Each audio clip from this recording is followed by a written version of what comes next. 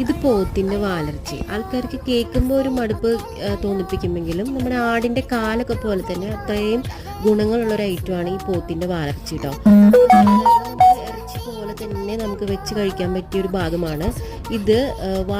വാലിൻ്റെ അറ്റഭാഗമാണ് ആ നീളനെ കണ്ടത്. ഓക്കെ, അപ്പോൾ ഇതിൻ്റെ ആ ഇല്ല് വരുന്നത് ഭാഗമാണ് റൗണ്ട് നമുക്ക് കാണാൻ പറ്റുന്നത് കേട്ടോ. അപ്പോൾ വളരെയധികം ഔഷധ ഗുണമുണ്ട്. പക്ഷേ സാധാരണ ആൾക്കാർ ഇത് കഴിച്ചിട്ടുണ്ടോ കഴിക്കുമെന്ന് എനിക്കറിയില്ല. പക്ഷെ നമ്മളിവിടെ വെക്കാറുണ്ട്. അടിപൊളിയാണ്. സാധാരണ ഇറച്ചിക്കറി വെക്കുന്ന പോലെ തന്നെയാണ് വെക്കുന്നതൊക്കെ. എൻ്റെ മുമ്പത്തെ വീഡിയോസ് കാണുന്നവർക്കറിയാം ഞാൻ ഏത് രീതിയിലാണ് വെക്കുന്നതെന്നുള്ളത്.